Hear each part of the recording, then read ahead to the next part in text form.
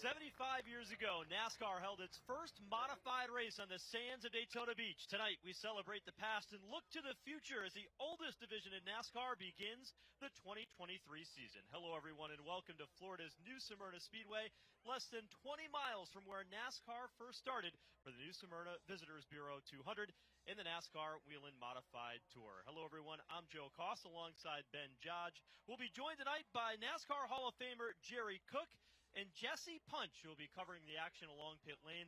Ben, tonight the race slightly delayed with the weather delay. It cut qualifying short, and they set the starting lineup by owner's points, which puts an interesting duo on the front row. It sure does. Doug Coby and John McKennedy. It certainly does. All of a sudden, the plot will thicken. The twists and turns come literally and put a whole new complexion on this event.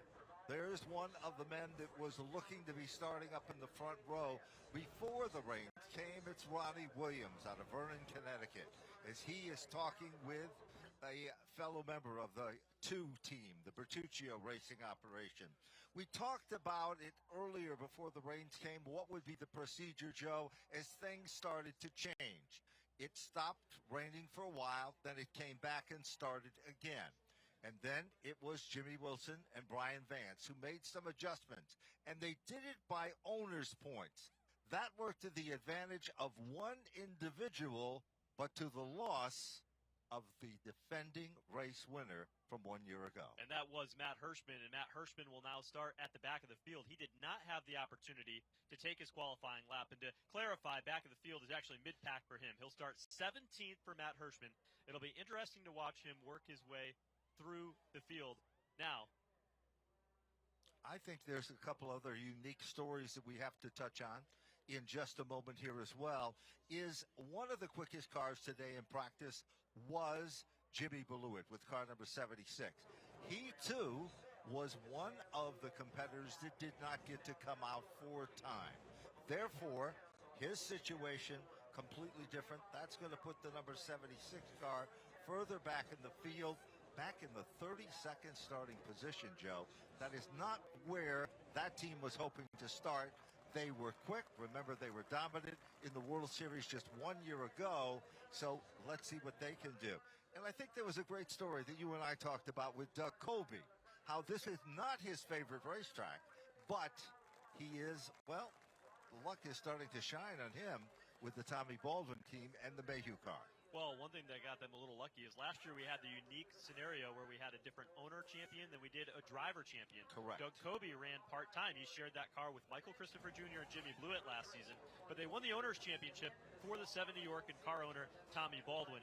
He'll line up alongside the driver champion in the 79 of John McKennedy, who won in a dramatic finale at the Martinsville Speedway in October, and that will make up the front row today. It certainly will. And, of course, John McKennedy and his crew, they have revamped. You might think that a champion would just sit on their laurels. That is not the case. They've revamped, restructured their team. Their focus is one thing. That one thing is to win more races. They know what it's like to win a title, but they don't want to just win titles. They want to win races as well. Another big story in our practice session, the final practice session of the day. Two Northampton, Pennsylvania drivers were atop the charts. One was the number 60 machine, of course, of Matt Hirschman, the defending race winner here at New Smyrna Speedway. And the other is a youngster, young and talented Austin Beers, who lives literally just down the street from the talented driver, Matt Hirschman. Hirschman literally owns a piece of the real estate here at the New Smyrna Speedway. And on the Whelen Modified Tour, well, things are about ready to get fired up as well. He's been very, very good here over the years, has Matt Hirschman, and he is certainly somebody to keep an eye on. Again, he will start from the 17th position here this evening. Ben, you know, we celebrate this year the 75th anniversary of NASCAR. It was almost 75 years to the day. It'll be this Wednesday when NASCAR ran that first race on the beach. And, of course, we couldn't do this broadcast without being able to be joined by a gentleman who has been so much a part of the history of modified racing, NASCAR Hall of Famer Jerry Cook. Jerry, a six-time champion in modified racing. It's great to have you on hand for the season opener here as NASCAR celebrates 75 seasons. It sure is. It's sure great to be here. 75 years is a long time, so. You know, Jerry, you've seen so many things happen over the years here in modified racing. You were instrumental in being a part of the program itself and so forth with it. Different today racing than the old days when Rome, New York had, well, a six-time champion in Jerry Cook and then Richie Evans. He was your neighbor, but when it came to going to races, you weren't neighbors at all. Now, we were what they called at that time the crosstown rivals, but we were both after the same thing. So all the stories everybody's ever heard about what we did, they're probably all true and then some. And that's one thing that permeates throughout racing, right? The rivalries are still very real here today. And they're starting to build. This year's modified tour class is one of the best that we have seen in recent years. The field tonight, 35 strong, outstanding crop of talent. Yes, the car count here tonight on top of the numbers is great, but the quality of the cars, there are so many cars here this year that are capable of winning this race. It's like good luck, bad luck, and everything else enters into it. Sure does. You know, Jerry, let's talk about how many career wins that you had in your illustrious career as a driver. And you told a great story while we were waiting for the skies to clear in the fact that you went from being a driver on one day to working in an office, a position that you never anticipated to have in your lifetime, the very same day. That's true. When I retired from racing, I went to work for NASCAR the same day, and started out up in New York in the Northeast, and that's where we started what is now the Whelen Modified Tour in 1985, and this is the 38th start of the year for that tour. Well, 38 starts, and how about the first start for tonight's race in the 2023? Engines have come to life here at New Smyrna Speedway. There is a look at the 60 car for Matt Hirschman. Gentlemen, that is a driver that he's going to start 17th, but he is a driver that knows how to conserve his equipment and has a feel for this racetrack like very few others do in this field. Well, yes, he certainly does. He's got a feel for what his car has, what his car wants, and knows what to do to it to get the results that he wants. And he's proved that time and time again. Let's take a look at the starting lineup as the field rolls up onto the banking here in turn 2. Again, the field set by owners' points here tonight. Doug Kobe, the six-time Whelen Modified Tour champion, starting on the pole position. He'll line up alongside defending series champion John McKennedy. Row number 2 will be car number 16, runner-up in the point standings, and that, of course, is Ronnie Silk in the Blue Mountain Machine car. Then outside of row number 2 will be Erica Dale, car number 58, the GAF roofing car. Row 3, it's a three-time champion in Justin Bonsignor. Last year's Sunoco Rookie of the Year, Austin Beers, starts 6th. And 4 rows back, it'll be car number 22 for Kyle Bonsignor in the Chateau Performance Machine. And alongside will be car number 54. A lot of people expecting some big things out of this driver for Tommy Catalano. Starting 9th in the 82 from Miller Place, New York, it's Craig Lutz. The 10th starter, Jake Johnson, driving Old Blue, number 3 from Rehoboth, Mass. This is a driver that I think could have a pretty good run here tonight on long-run events. In the 11th starting spot will be car number 34 out of Holtzville, New York. That's J.P. Fortin, the CYA screen print sponsored race car. Then we move quickly to the number 26 machine. For the independent runner, that is car number 26. And the driver, of course, of the Lakeland Landscape Supply car is Gary McDonald. Starting in the 13th position, it is Patrick Emmerling in the 07 from Orchard Park, New York, a 4-time winner on the tour. 14th, Dave Zapienza. And we've been told a little bit of a change there. Zapienza and his crew have decided to drop to the rear of the field. We'll see exactly what the situation is there. In the 15th starting position is scheduled to be car number 01 for Melissa Fifield, the Pine Knoll Auto Sales Machine out of Wakefield, New Hampshire.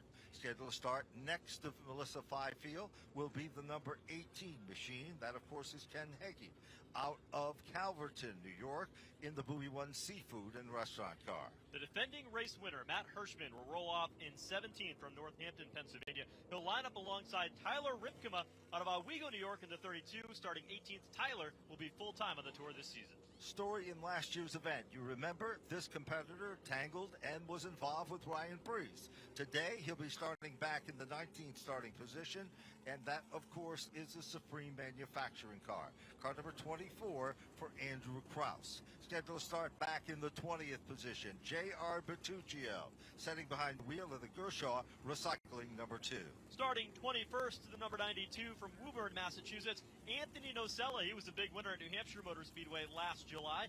Kyle Eversole out of Humbleston, Pennsylvania, will start in 22nd. In the 23rd starting position, it'll be car number 20 out of Brick, New Jersey, the McCarthy Marina car for Eddie MacArthur. Alongside will be the number 71 car. That, of course, is James Pritchard Jr. out of New Jersey, the Freeway Tire Pros and Auto-sponsored race car. Starting 25th from Dawsonville, Georgia, the 29, Spencer Davis, and the 26 starter from Ottawa, New Jersey, the 19 car tonight rejoining the competition fresh off his win indoor racing in Atlantic City, Anthony Sesley. And then we move back to the 27 starting position. This gentleman is no stranger to the big scene in NASCAR. It'll be Joey Coulter out of Miami Springs, Florida, the SRI Performance number 02. Next to him will be the number 55 car. That, of course, Jeremy Gertzer from Wesley Chapel, Florida. He's one of the local favorites here at the new Smyrna Speedway in the Jerry Hunt Supercenter sponsored car. Starting 29th, the former New Hampshire state champion from Sunapee, New Hampshire. That's Brian Roby, alongside the driver who was leading qualifying after it got rained out of Ellington, Connecticut. The number 99 driving for Jamie Tomeno, it's Ronnie Williams. In the 31st starting position, it will be the number 46 car for Justin Brown out of Manorville, New York, a rookie in the Riverhead Building Supply machine. And then in the 32nd starting position, watch this guy. They call him Showtime, sitting behind the wheel of car number 76, the Blewett Racing Enterprises Baldwin-sponsored machine. And, of course, the driver of that race car, Mr. Showtime, Jimmy Blewett. 33rd starter tonight, Anthony Bello out of Newtown, Connecticut, makes his first Whelen Modified Tour start. Same can be said for the 34th place starter, the 09 of Chris Hatton Jr. out of Ormond Beach, Florida. And rounding out our 35 car starting lineup out of Bennington, New Hampshire, Matt Kimball, former track champion at the Claremont Motorsports Park. He will start in car number 43. Well, as we can see, the field is doubled up in rows of 2. They've eliminated some of the fanfare that was scheduled to be a part of the presentation. The Hart family here at the new Smyrna Speedway, the proud host. And even though Mother Nature was not kind to us, Joe, we have a record-breaking crowd again for this, the first stop of 2023. Jerry Cook alongside with us here at Broadcast Central, Jerry. And I know there's something special about modified racing in your heart and in your veins. Even today, when you come to a racetrack, it's not just another race. It's a modified tour race. That I've been a part of for forever and ever. In fact, when we started the tour part, I was a big part of that. I was the first director of it. But modified racing is still number one in my book any day of the week. So we're off to a good start for another year here. And Mother Nature was kind to us, I think, because it stopped and we dried it up and we're racing tonight. So crowd gives the field a good wave here, 2 laps away from getting the green flag as the field gets ready to go racing. Jake Johnson will drop to the tail end of the field. That'll be an interesting development as we watch him try to race his way to the front. It sure will be. And, of course, we want to remind everybody, those of you that are tuned in and watching from your homes tonight, that there's a whole bunch of different strategies for this event. Tires are going to be the story. There's a new left rear tire compound. And in addition to that, of course, nobody knows what to anticipate. 200 laps. A different racetrack now than it was here this afternoon. Yeah, well, let's take a look at that. Here's the race analysis for tonight's event. 200 laps. The teams have 6 tires on pit road that they can change, plus they need to take fuel. So this is a 3-stop race. What you do on pit road is going to be very, very critical. Now, it was a very warm and humid day here in Florida all day long. The weather has been in the area all day. It's now 71 degrees. Things are starting to cool off. Track conditions are different. And this racetrack is completely green. It washed clear before we went racing. Then, what are some of the keys to the race tonight? I'll give it 3. You got to have a car that's good on the long run, so longevity. is going to be a key one. You've got to have a very balanced race car, so that way those tires will be taken care of with that softer compound you talked about, and you've got to be really good on pit road. Again, those 3 pit stops could be the deciding factor, especially when we get into the second half of the race. They certainly will be, and of course, pit strategy is going to be the story. Remember, cars that were fast that already attempted to qualify, some of them have found themselves, well, back of the pack in this one, and that's a whole different scenario than where they wanted to be. It looks like we're about ready to get them fired back up as they come off turn number 4. Here's Joe Koss with the call. The 2023 NASCAR Whelen Modified Tour season kicks off the 75th year of NASCAR, and Doug Coby from the pole position around the outside lane jumps out to the early race lead. While Coby moves quickly to the number 1 spot, the defending champion, John McKennedy, sets in second. Already a side-by-side battle for the 3rd position. Silk is on the inside, but it appears, Joe, that the outside lane is quicker because we have a brand-new 3rd-place car. It is Eric Goodale. On cold tires, Eric Goodale now up to the 3rd spot. Keep an eye on the battle for 4th. That's Austin Beers in the white 64, still looking to give his car owner, Mike Murphy, the first ever Whelen Modified Tour victory. He said that's one of his goals this year is to bring that car to victory lane. There's no question. Eric Beers, his dad, has always been strong here at New Smyrna when he drove back in the 80s, 90s, and the 2000 era. His son was among the quicker cars in practice, 2nd quickest. Now, look a little further back in the field. The 2 car of J.R. Bertuccio is in a side-by-side battle. It appears the outside lane is where the action is. There's Anthony Nacella. Remember, he had a big victory a year ago at New Hampshire International Speedway. This track is very abrasive on tires. The surface is old. The outside lane will work early on in a run, but as you get deeper into a run, the inside lane will start to be where drivers work on the bottom. So up front, John McKennedy. He's going to dive off into turn number 3 and challenge for the race lead. Remember, these guys both won the championship last year. McKennedy won the Drivers' Championship. Doug Coby was part of that 70-York team that won the Owners' Championship. John McKennedy continues to pull back in the line now, looking for a little daylight. Here comes Eric Goodale. Now, Goodale had a great run last season throughout the year, but they were a little bit short and a little bit disappointed. That's not the story here in the GAF roofing machine. Back up front, Mayhew, number 7, New York. We anticipated exactly what we are looking at right now on the racetrack in turn number 3. They're bumper to bumper, nose to tail, top 6 cars as they come back off 4. Doug Coby was not in this race last year. He was running part-time, didn't anticipate running a lot of races. He doesn't have a Whelen Modified Tour start here. Not one of his better racetracks, but he's leading right now, still in the early going, getting the challenge. John McKennedy working the bottom lane of the racetrack. But look at Eric Goodale. He's going to stick to the outside lane, following the tire tracks of Doug Coby as they barrel off into turn number 1 and challenge for the 2nd spot. Now, usually, Eric Goodale with the GAF car comes on very strong late in the event. This is unlike him to make a transition and a move this strong this early. Ronnie Silk is there, and the Phil Moran prepared, number 16.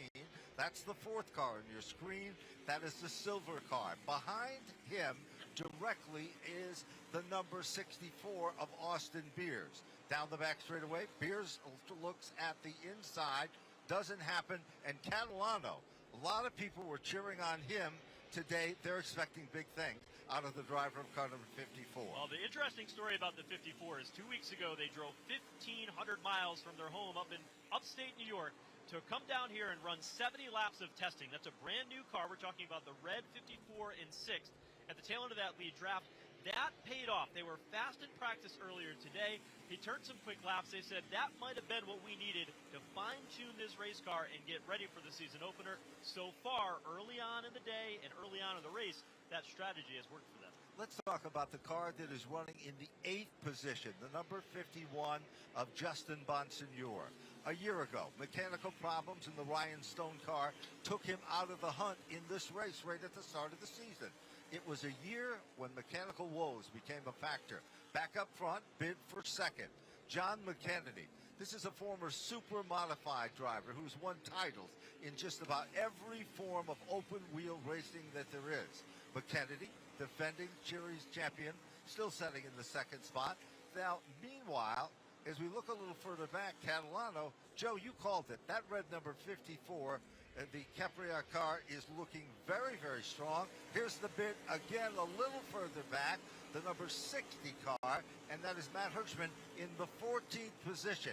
Patrick Emerling, the 07, the Jan Leedy prepared race car, on the outside. There isn't a driver in the field that's more prepared going into a race than Matt Hirschman. Hirschman would have thought that he would have probably started in the top 5 tonight, but he ended up starting 17th because of the way the rain came, impacting qualifying.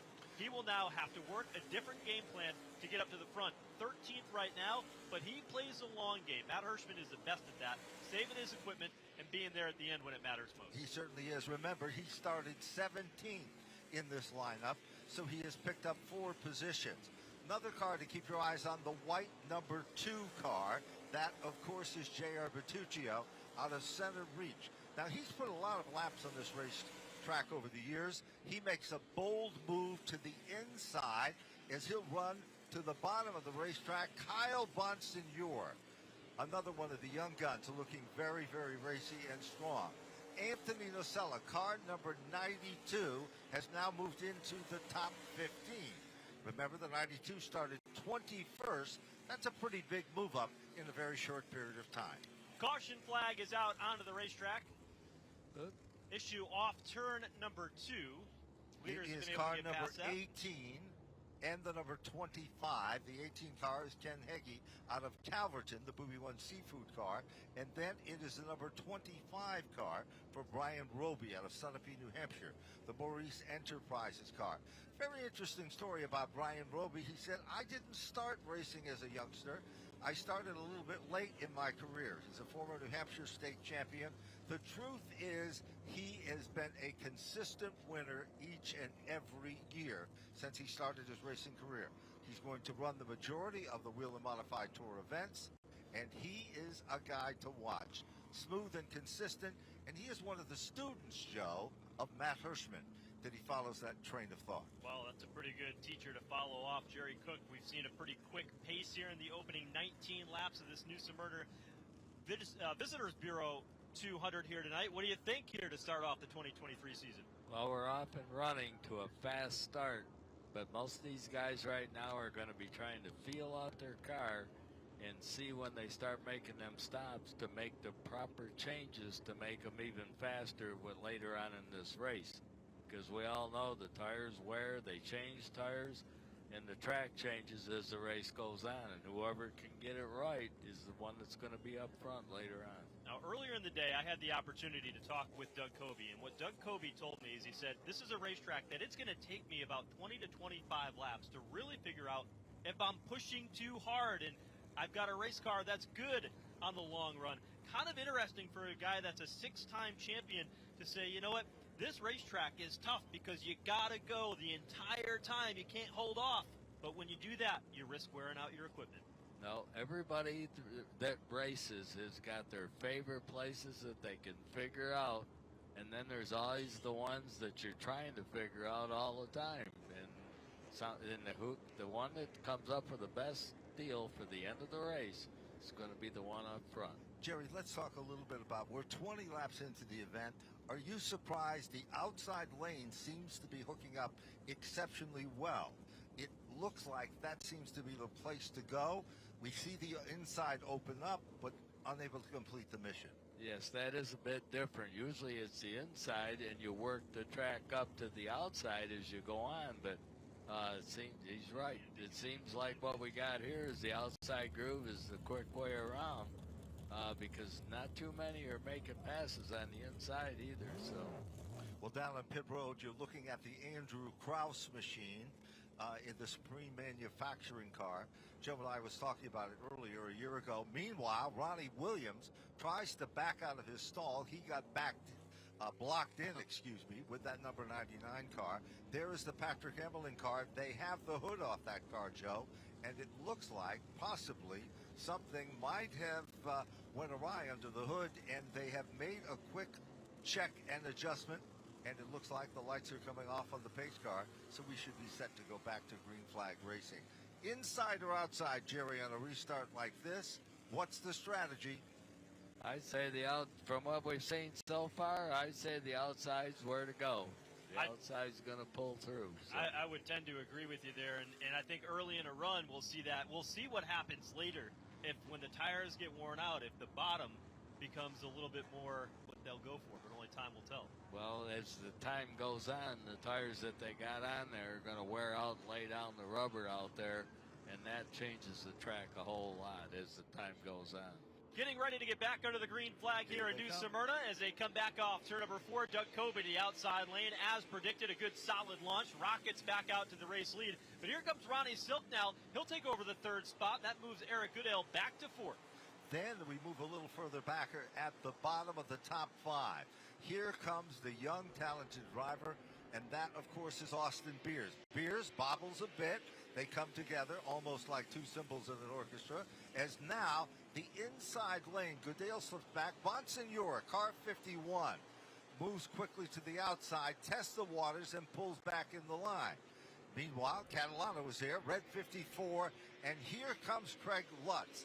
That is not a surprise. He won in World Series competition last year. He's got a real racy race car there right now. They've made some changes with that 82. Danny Watts owns the race car. Scott Tucci is a crew chief. They brought J.J. Weiss on board to that team as well. A lot of talent behind that 82 of Craig Lutz, and they were looking for better things. The start of last year was rough for them, but they were able to pick up a lot of momentum in the second half of the season. Keep your eyes on Tyler Rapima. He just passed the 36 machine of Dave Zapienza. Zapienza drops back a spot, and here comes car number 60, Matt Hirschman, in the 11th spot. So Hirschman is working his magic, coming to the front of the field as well. Hirschman now looks to pick off another spot. There is the 3 car, the Boulder Racing Enterprises car of Jake Johnson, also making its presence known. Trouble, turn 3. Tyler Ripkema goes around into 32 through the middle of turns 3 and 4. That'll bring out the second caution flag of the night here tonight. He was running pretty well up inside the top 10 when he spun. Tyler Ripkema, the family team. It's been very impressive to see what that team has been able to do, Ben, in their time in the NASCAR Whelen Modified Tour. They've committed to running full-time this season, and it's a team that, they don't have a lot of help from the big names of the sport that we talk about. It's Tyler, his dad. They've got some extra help here throughout the season, and that's what's allowed them to go racing throughout the entire year. They've also invested in their product. They're going to have 2 cars to be able to run up front and run in the competition here. I think you're going to see that team in the winner's circle throughout this season. Joe, let's talk about what makes the Whelen Modified Tour so special this season. We talk about history and the foundation of the sport, but one of the key ingredients in this year's program is we've got more races at quality racetracks than we have seen in quite some time. The schedule this year is fantastic. The longest schedule that the Tour has had in about 20 years, 19 races in all. We'll go to 9 different states, have an opportunity to race at very prominent racetracks. This being one of them. We'll update you on the rest of the schedule in a minute, but right now, the race leader is on pit road along with John McKennedy and Ronnie Silk. Now, they've got to pit for fuel at least once during this race. I'd imagine a lot of these drivers are coming down for that fuel stop now to get it out of the way. I believe you're right with that situation. We are on lap number 30. Check out the action to the inside. There is the number 60, the Matt Hirschman machine, the Collier Trucking Company car, adding fuel just as we anticipated and predicted. The entrance back to the racetrack at the end of pit road now goes green. Doug Kobe is the first car out. John McKennedy is second. Ronnie Silk. Then it's Craig Lutz. And then Jake Johnson and Catalano. We saw the 3 car of Jake Johnson go to the outside there while everybody was stopped. NASCAR will put Jake Johnson back behind the 51 of Justin Bonsignor. That's been passed along to the drivers to get him lined up back properly where he would have exited pit road. So working the caution here, lap 30 of the season opening event here for the NASCAR Whelen Modified Tour. Now, spring rubber is sitting out in the racetrack. This is down in turn number 1, but some of the drivers elected to stay out. And among them, the new race leader, the 58 of Eric Goodale, the 64 of Austin Beers, and the 36 now of Dave Zapienza. That'll be your top three. Kyle Ebersol also stayed out, along with J.R. Bertuccio. Those 5 drivers stayed out under this caution. They certainly did. Then Anthony Nocella is being shown in the 6th spot. Spencer Davis is up to 7 with car number 29. Justin Brown is in the 8th position. Joey Coulter, the 4th, is in the 9th spot. And Matt Kimball has now worked his way into the top 10. Remember, kind of an interesting story of the youngster from New Hampshire. He started back in the 35th starting position and is already working his way to the front. Another Cinderella story for a youngster whose dad was a former state champion in NASCAR for the great state of New Hampshire, securing that at Monadnock Speedway. 1 lap to go here at the start-finish line. Eric Goodale leading the way after a round of pit stops. He decided to stay out onto the racetrack.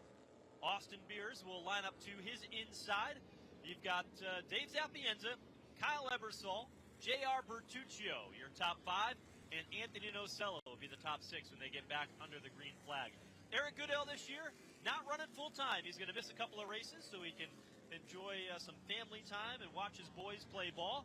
Well, he's going for wins, and he's been up front throughout the entire opening 32 laps of the season. He's got that outside lane. Trouble for Patrick Emmerling. He was on pit road. They had the hood off in the air cleaner off. Yes, well. and it looked like they were making some type of adjustment or looking at headways. If you're watching the modifieds, take a look at them coming off turn number 4. The straightaways here at New Smyrna Speedway are 600 feet long, 70 feet wide. Here they come, and Goodale on the outside, and Austin Beers looking for that first career victory. He told us how important it would be for not only his dad and his family, but for Murphy, the owner of the race car, Ronnie Uhouse, and of course, Sly Zabin, who is a big factor with that team as well. Austin Beers battling for the front row, working to the bottom lane of the racetrack, trying to get by Eric Goodale and take over the top position. Austin Beers to the bottom, but Eric Goodale sails it into the outside lane. Cannot keep pace, and Austin Beers will lead here at New Smyrna in the season opener. While that's been happening, Kyle Ebersol with the number 5 car. The Ebersol excavating red car being shown 3rd on your screen as it heads down the back straightaway. Further back, here's Doug Kobe in a 2-car reaction. Behind him, it is Ronnie Silk. And directly behind the Silk number 16 car is the Lutz car, number 82. Doug Kobe came down pit road, gave up the race lead to be able to get fuel. He is now 14th, trying to make a move into 13th right now as he works underneath into the turn number 3. And, you know, we talked Andrew about Krause to the outside. Jimmy Beluit. He has already worked his way back up to the top 12. He is running in the 12th spot. The familiar Beluit red, white, and blue Spirit of America combination. Part of the Baldwin stable, as we said. We've talked about that a bit. He is the defending World Series champion, not in the Modified Tour program, but in last year's series. Good racing there. A little further back, Bertuccio is being hunted down, and the new factor becomes Joey Coulter out of Miami Springs, Florida, the SRI Performance Machine. That's a 0-2 car is Joey Coulter. Jeremy Gershner got a little bit sideways off turn number 4. You highlighted, Ben, the start of the night. Tonight is the first of 6 nights of modified racing here as part of the World Series of Speedway Racing here at New Smyrna, a tradition that mirrors Speed Weeks that leads up to the Daytona 500. Many of the teams will kick off the activities here tonight with the NASCAR Whelen Modified Tour and continue running the next 5 consecutive nights here at this racetrack. You know, interestingly enough, Jerry pointed out a little bit early in the event, the outside lane is really starting to get hooked up. Jeremy Gertzner with the 55. You can see him. He got pinned to the bottom there for a few moments. Meanwhile, you look at where Jimmy Beluit is running. He is now in the 11th spot. Matt Kimball drops back to the 10th position. And right now, there comes Ebersol again. He is making a bid. It doesn't work. He'll run in the tire tracks as they head down to the bottom of turn 1. Austin Beers, the youngster, still the leader of the field from Northampton, Pennsylvania. The Dells Electric, Lemire Electric, Andrew James interior car. Trouble now. Krause got a little bit off the pace there, Joe. Had to back out of it. Remember what happened a year ago. Things happened pretty fast.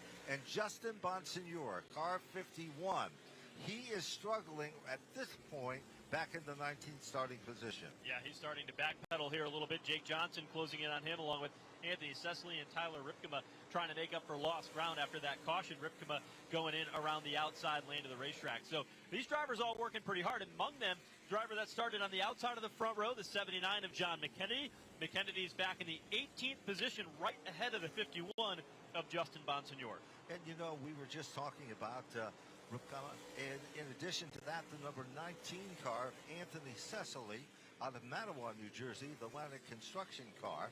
That car was a car that was prepared and put together by Stephen Kopsick for the competition here. Good side-by-side battle. John McKennedy to the inside. Craig Lutz to the outside, the 82 car, the Danny Watts car. And here comes Jake Johnson, the familiar bowler number 3 car, trying to go to the outside, but Bonsignor makes a bold move. The Phoenix car is holding on still in the battle there, but here comes Jake Johnson. Johnson had to start at the back of the pack after we reset the field based on owners' points, and he's now trying to make his way back up through, but he hasn't necessarily had the speed that he had earlier in the day in practice. Tyler Ripkema, though, he was strong early on. He's battling, but again, these battles right here are being shown in the 20th and 21st position here at the tail end of the field. Anthony Cecily and Kyle Bonsignor all in the middle of this, trying to sort their race cars out as we continue to move forward. Now 48 laps complete in this year's New Smyrna Visitors Bureau 200. There is no question. You can see that the Jake Johnson car, this Bowler Racing Enterprises team, synonymous, this young man comes out of the Seacock, Massachusetts, Rehoboth, Massachusetts area. Everybody's been talking about him. He is not only smooth, but he has the ability to be patient way beyond his years. Car is loose, though, Joe. It slips up just a bit.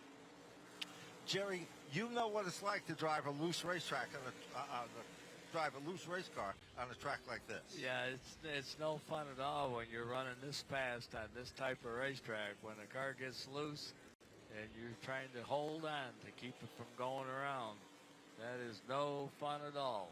Back up front, Austin Beers leading the way, 51 laps in. The former Sunoco Rookie of the Year winner in 2021, showing his strength here tonight, trying to see if he can capture his very first Whelen Modified Tour victory. He's got a pretty good gap over Eric Goodale and Kyle Ebersol.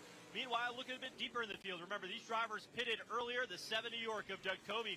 He hasn't been able to gain that much ground. Last time we checked in with him about 15 laps ago, he was 14th. Right now, he's running in the 12th position. If you're keeping track of the number 76 of Jimmy Beluit, he has moved into the 8th position. So there is a lot of moving and shuffling going on. Now pulling out a line.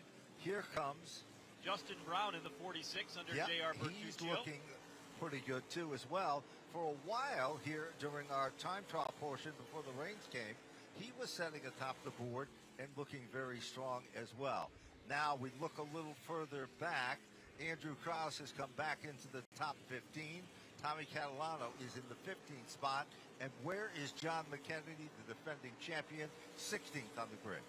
Doug Covey trying to put a move on J.R. Bertuccio as he is right in the tire tracks as they navigate there off turn number 2, or off turn 4 rather, back into turn 1. As Covey continues to try to pick up spots. He's 11th right now. He's able to get by Matthew Kimball there a moment ago. And Matthew Kimball, of course, as we said before, he started scratch on the grid due to the fact that he did not have owner's points. He ran a very limited schedule during the course of the 2022 season. Doug Covey and that team, very interesting story. When last season came together, Doug and Tommy Baldwin, the owner, could not quite put a deal together to be able to go racing. But when Jimmy Blewett had to step out of that car to be able to deal with the family issue with his daughter, opened up the opportunity for Doug Covey to jump in, and it was an instant magical arrangement with those teams. They worked together well, ended up winning several races in that Owners' Championship, as we've alluded to. That led into a full program this year. Mayhew Tools back on board again. They will also be the sponsor of this year's Dominator Pole Award throughout all the 19 races this season, and that allowed Doug Covey to get back full time. You take a look at a driver that has struggled in 2022. He's off to a great start. They've made some changes in the crew chief department. That is none other than the 36 car, Dave Zapienza. Zapienza out of Long Island. Anthony Nocella in the number 92. He rides in 5th. And Spencer Davis, a part-time runner. They have not come down pit road yet. We're watching 4th, 5th, and 6th. Anthony Nocella now running in that 5th position. Spencer Davis can reel him in. Now Davis's car gets loose. That's that red car that you see just loosen up just a bit, gathers it back, tries to move down to the bottom. It doesn't work. Anthony Nocella's highlight of 2022 was the story of winning at New Hampshire. There's no question about that. He's looking very strong. The Nocella paving machine is right there running in the tire tracks of Dave Sapienza. A lot of people thought Dave Sapienza might retire before the start of the season. I think he's proving retirement is out of the question. Yeah, he certainly brought his A game here tonight. That 36 car looking very good, riding in 4th and doing pretty well considering that some of those other cars have already come down, got that fuel load taken care of. So the strategy, remember we talked about a couple of the keys to the race tonight. That pit strategy is going to be key. The drivers that we see at the front of the field all the way through 7th position have not come down pit road, so they've got at least 1, if not 2 stops to make before the end of this race. They've got to get fuel at least once, and you know they'll come down for tires at some point. If you're wondering where Matt Hirschman is, he is currently being shown in the 19th position. And it is John McKennedy, the defending series champion, in the 16th position. Pretty good racing. Lap cars to the bottom of the racetrack. There is car number 58 for Erica Dale, your second place car. And down the back straightaway, we've got some heavy action going on there as well. Continuing to keep an eye on this battle between 4th, 5th, and 6th. Anthony Nocella in that number 92. You alluded to that major victory he had, the breakthrough victory. He had been running the NASCAR Whelen Modified Tour at points full-time, at points part-time like he did last year, and he won it in his family car, the Nocella paving team. This number 92 car, they won at New Hampshire Motor Speedway, one of the crown jewel events on the circuit. He did a great job that day. He was in the right place at the right time, taking 3 wide, avoiding a wreck as they came across the checkered flag, and he got the job done. He was in the hunt all day and was able to capitalize to get that very first Whelen Modified Tour win. Speaking of being in the hunt, he's literally running in the tire tracks of a lapped automobile. That's the 26 of Gary McDonald. They come to the outside of the racetrack. Dave Sapienza guards the inside lane, car number 36. Nocella's car slipped up just a bit. Remember, the tire compound that is used, look at the left front rotor on the brake of car number 92. He's turned a lot of front brake into that Nocella paving race cars. You can see them glowing. That is not what he needs, but it will make the car turn. Turn 2 is a tricky spot here at this racetrack, trying to get your car to cut without snapping loose sideways, as Spencer Davis is able to get underneath Anthony Nocella, and you could visibly see how much of a manhandling he's got to do to that number 92 just to keep it pointed in the right direction. You know, it's very interesting as you see the speed shot of the cars coming off from turn number 4. It is not a swooping turn. Turn number 4 literally comes out next to the wall. Take a look at it here now, and then it aims back in. So it is almost a square type turn. That makes this track very unique in its layout and its presentation. I would say, don't look now, Ben, because you go a little bit further back, and Jimmy Blewett is starting to close in on this group. He's up to 7th. It wasn't too long ago that he was back there battling with Doug Coby. At 76 of Jimmy Blewett, very early on in practice, you can see that that car was going to be smooth on the long runs. And he's not in frame at the moment. The 76 of Jimmy Blewett running 7th, and that car is starting to come to life. And car number 60, same can be said about that. Matt Hirschman, he is a pacer. There he is, car number 60. The PD Motorsports car to the inside of J.R. Bertuccio. Can't do it. There's that turn we were talking about as you see it on the speed shot as they head down into turn number 1. And, you know, Hirschman is so patient. And John McKennedy knows the performance record of Matt Hirschman. Directly behind him is the number 55 car. And that, of course, is a car that is also coming forward. That's Jeremy Gertzner. Wonder if that's a little surprise to some, but if you know the history of Gertzner, it is not at this racetrack. This is really a vintage Matt Hirschman type of race. If you can't be up front and dominate the race, you hang back and let the race come to you. We're not even a halfway point. We're going to come across the line this time through when Austin Beers, the race leader, clicks off another lap and get us to lap 75 of 200. There is nothing to worry about if you're a Matt Hirschman fan, because his car will come to life as the race goes on. That's how he plays it. We talked about Jimmy Blewett in the 76 being quick. Sure as anything, here he comes underneath Anthony Nocella. Easily moves into that 6th spot. Jimmy Blewett, a lot of people in the pit area today earlier said that 76 car, Tommy Baldwin prepared 76 car, was going to be very, very fast today in the long run. He won the championship here at this race during Speedweeks last year, and he had a lot of momentum coming in. Jimmy Blewett looking pretty sporty here as we go through 76 laps. He certainly was. And, of course, Joe, we have talked about it, that car just turned. Wherever he put it on the racetrack in practice, it went and it stayed there, and it seemed to stick. Meanwhile, as we look back at the field, Austin Beers still remains your leader with car number 64. Eric Goodale is second. Kyle Ebersol setting in the 3rd spot. Spencer Davis in position number 4. And Dave Zapienza in 5 with Jimmy Blewett in the 6th spot. There is your leader, a youngster from Northampton, Pennsylvania. Right down the street from Matt Hirschman. Learned his lessons well. His dad had a tremendous amount of success here. And that youngster is, if you look at timing and scoring and you keep track of his times, he is very smooth and very consistent.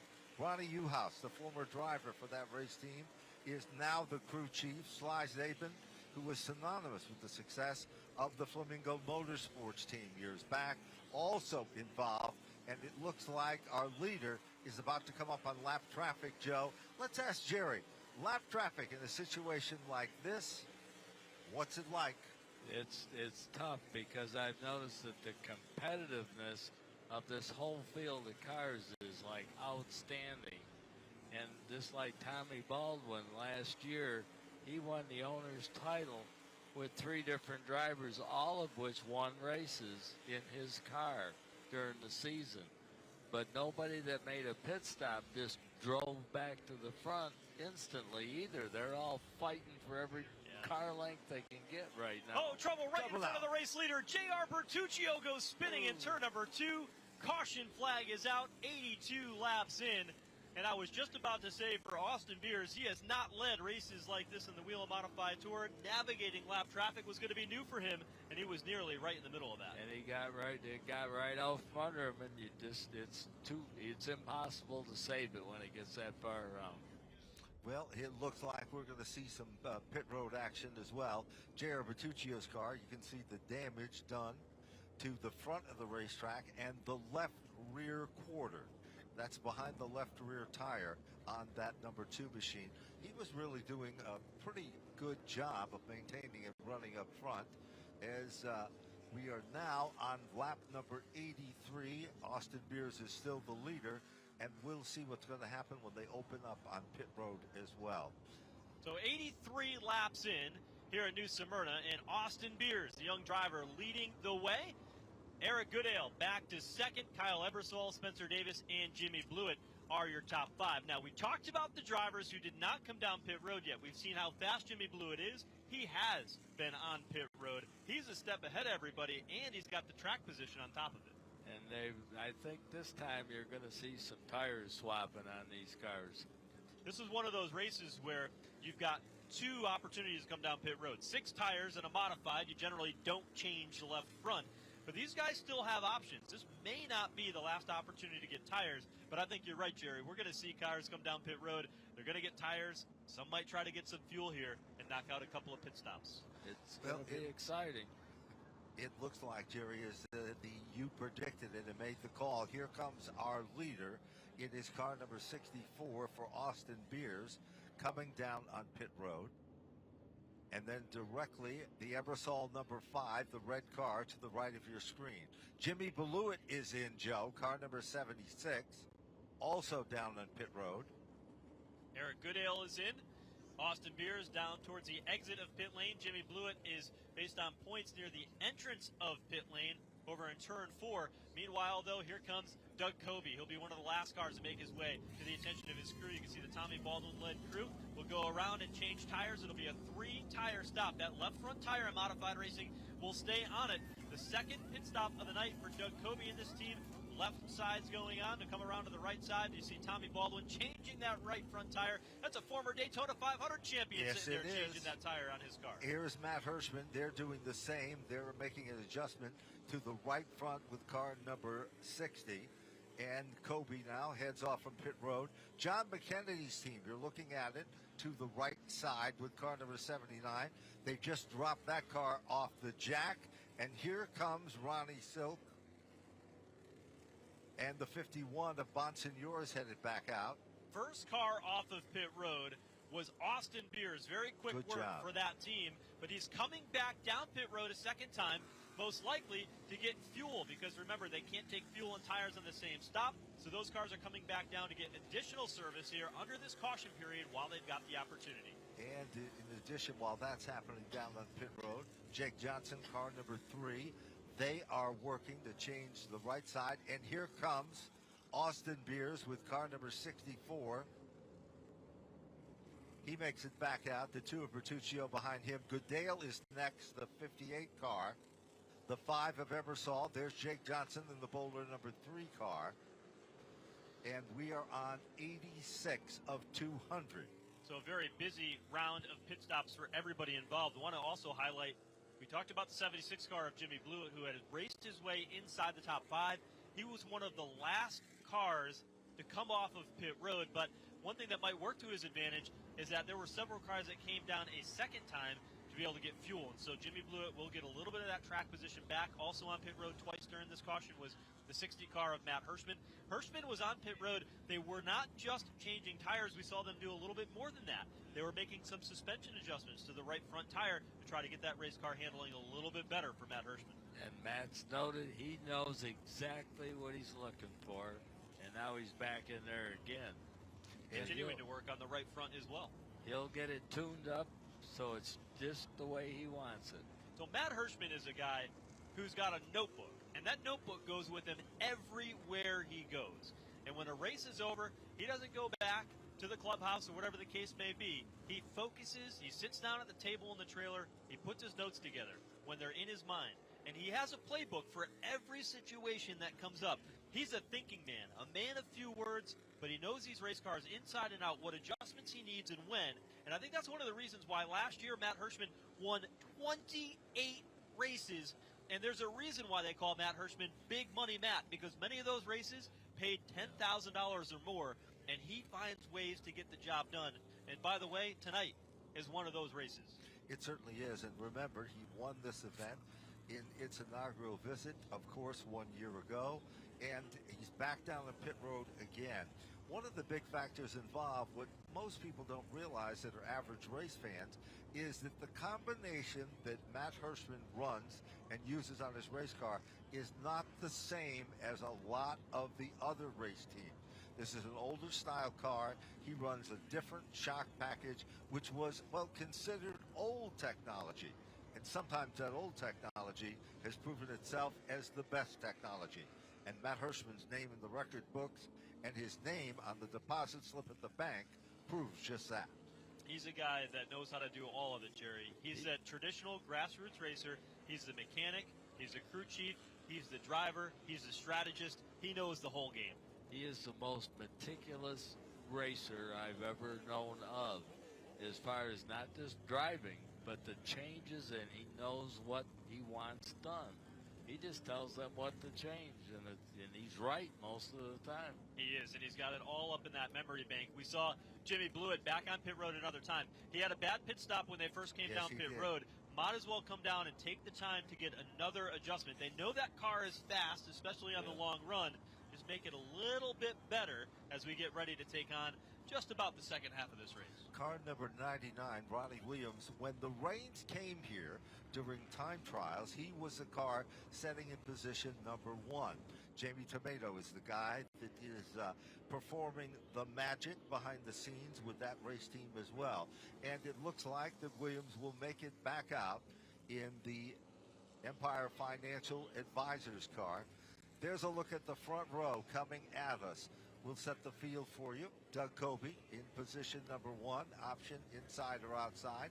Tommy Catalano, the 54. John McKennedy, row 2, the 79 and the 16 of Ronnie Stoke. Dave Zapienza, Justin Bonsignor, and it is Andrew Krause, Austin Beers, Eric Goodale, and Kyle Eversole. Getting ready to get back under the green flag here at New Smyrna Speedway. The season opener for the NASCAR Whelen Modified Tour just after the third caution of the evening. Recycled after a round of pit stops, and Doug Coby on the outside of the front row as a race leader. We'll take the green flag with Tommy Catalano down to the inside. Off turn number 4, Bob Slade throws him the green flag, and Doug Coby is back out in front. He certainly is. Coby wastes no time at all, and right behind him is Ronnie Silk. Silk, who said he wants to win, and he wants to win bad. He takes a peek at the inside in the Phil Moran prepared race car. Colby, remember, this is kind of a unique situation. Moran was once Doug Colby's crew chief for all those championships and a lot of success. Now, different situation, different day, and different deal. And because of that, everybody thought that Ronnie Silk and Phil Moran would be the combination to beat in 2022. But the problem is they had a big goose egg in that win column. And boy, I think that stings a very competitive Ronnie Silk and a very competitive Phil Moran. They want to solve that problem, and they want to solve it sooner than later by bringing that car to victory lane. Let's drop back to the 5th position again, and young and talented Austin Beers. He has led, well, a majority of the laps early in this event. He has now found himself back into the top 5. He's got a great race car, and he is right there behind Justin Bonsignor. A little further back, Dave Zapienza is hunting down, running in the tire track of the defending series champion, John McKennedy, with car number 79, with that LFR chassis race car. Some great action deeper in the field. Eric Goodale out of shape. Contact between he and Kyle Eversole as they came off turn number 2. Goodale in the 58. Jake Johnson will sail it in on the outside lane, driving Old Blue, car number 3, trying to pick up a spot over Kyle Eversole, who will backpedal a little bit. Goodale, the 58, he had a good race car not too long ago. He's trying to carve his way back up through the field. And he's doing just that. He is carving his way. He's doing it by process of elimination. Another good side-by-side battle. Anthony Nacella is going with the number 92 car to the outside of Joey Coulter. That's that gray car, number 02, to the bottom of the racetrack. There is literally, if you look to the right of your screen, there is the red, white, and blue number 76 of Beluit as he is coming back up front. Beluit now, with the 76 car, is in the top 16. Blewett's going to take him 3 wide, getting into turn number 1. Hits the grass on the left side, somehow able to keep that car pointed in the right direction. But there was not enough room to make him 3 wide. Jimmy Blewett, that's why they call him Showtime. He's getting impatient. He knows he has a great race car, and he is just bottled in the back of this field. He certainly is. He's like a man possessed. He knows what he needs to get to the front of the field. Beluit now drifts up a lane on the racetrack. Nothing stopping him at this point. Back up front, there's your leader, Doug Coby, the Mayhew Tools machine. Silk is still running in second. And there is the Catalano car, car number 54. I think a lot of people are really hoping that Catalano will be in the winner's circle. He has been a leader of the majority of events last year. He's always run up front. Here comes Beluit. He is all over and challenging the Camelot machine. Oh, trouble now. Coulter saves it somehow, gathers it back in. Oh, trouble now.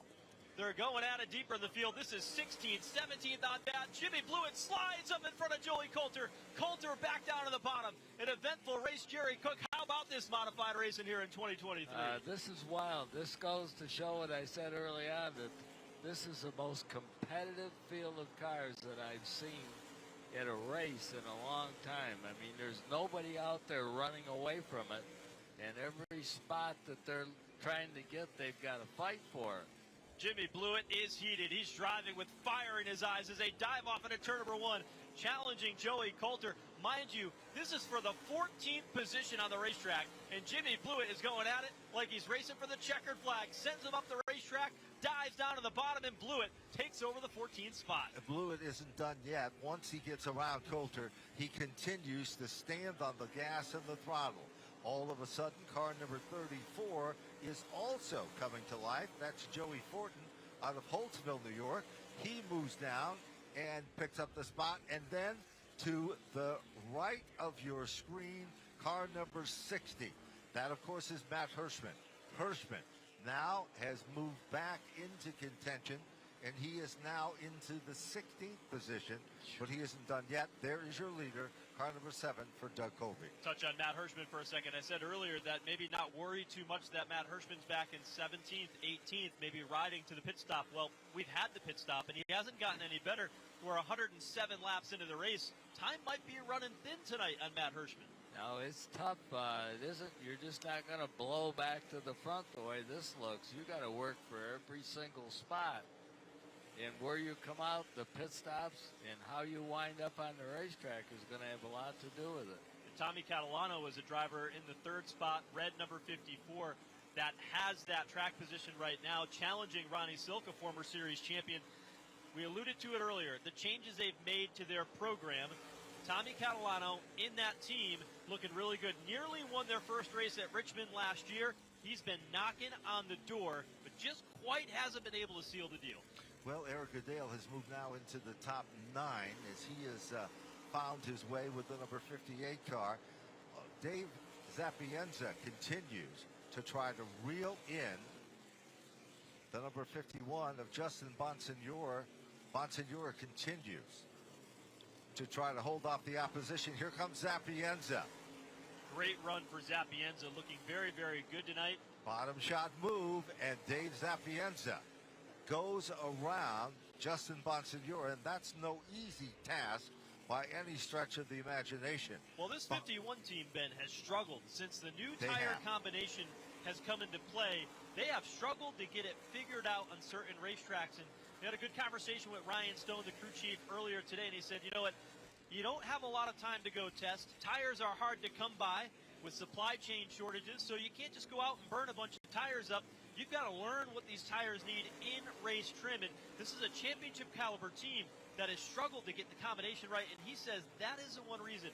His ability to try to get this new combination figured out is why they haven't been as dominant as of late as they were a handful of years ago. It is so true, and we're watching John McKennedy now. His next target becomes the Phoenix number 51 car that Joe was just talking about and discussing. Look a little further back, and all of a sudden Eric Goodale is starting to move again in a positive direction. Now, here comes bold move for the 3rd position. Tommy Catalano is all over Ronnie Silk's race car, and to the inside is a lapped automobile. That's the 71 of James Pritchard Jr. out of New Jersey. He tries to keep the car to the bottom. That costs the number 54 of Catalano a little time, but there's the leader coming up on traffic to the outside, down the front straightaway. Car number 7, Doug Colby, with Tommy Baldwin Jr.'s race car, looking very, very strong. Where is Austin Beers in all of this? He has been consistent and smooth. Car 64 setting in the 4th spot. Coming up on lap traffic, it is the number 12 car, and that, of course, is Anthony Bello, the rookie, making his modified tour debut here at New Smyrna. Ronnie Silk right in the tire tracks of Jeremy Gershner, works underneath Eddie McCarthy as they are mired in lap traffic. That allows Tommy Catalano and Austin Beers to close in. What's interesting is Ronnie Silk led 55 laps of this race a year ago. Did not have the finish to be able to make it work. Having a good solid run here in 2nd after. I don't think they were all that happy with that race car after practice today. I agree. It seemed to be the norm for that particular group. And as we look a little further back in the field, we see that the outside lane continues to be a dominant factor. There's the Silk number 16 car, and it's being hunted down by Catalano. Here he comes again. Ripkema with that number 32 car all over the back bumper of the Propane Plus. Jake Johnson number 3 car, and there is, well, you can see the 32 car starting to loosen up just a bit, and that's what Jerry was talking about. Jerry, here's a good bid for the runner-up position between Silk and the Catalano team. Yes, there's no easy pass to either inside, outside, or anywhere out there with the cars that are running the way they are and running so well.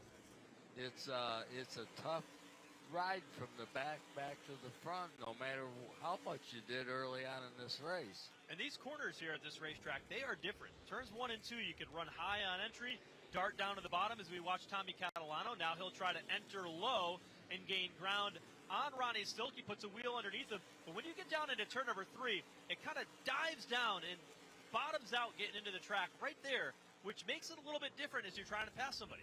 You know, this racetrack was repaved in 2007. You go back into the history books and you'll discover that originally this racetrack was a dirt track back in 1964. But it wasn't very long in its first full season that it became an asphalt track. And that's where it all went from there. The story is at the end of the 2023 season, they are going to repave this racetrack again.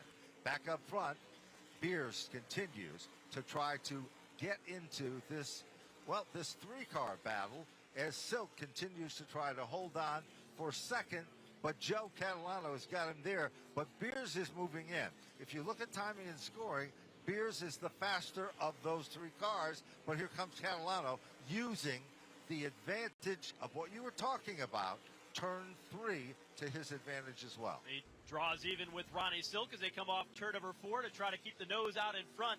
Tommy Catalano will finally get by Ronnie Silk and take over the second spot. Austin Beers, let's touch on him again. He led early on in this race. After the pit stop, he lost some track position because he had to come down pit road not once but twice to get fuel and tires. But you know what? This team unloaded, and they quite frankly weren't very good. We had a unique situation today where there was 2 practice sessions. Teams don't usually get that in the Whelen Modified Tour.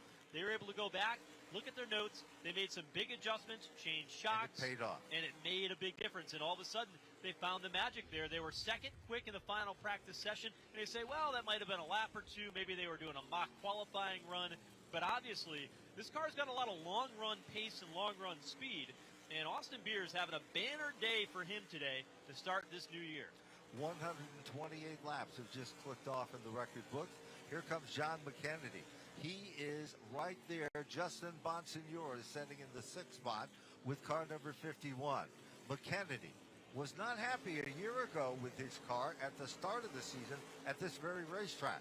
This year, brand new race cars out of the LFR chassis brand, and this team says, we just don't want to win another title. We want to win a lot of races and the title to be able to pull this off. Will today be the start of all of that? And they've invested holistically in their race program. 2 brand new race cars. They even bought a new trailer, had that outfitted properly. So this team is all in.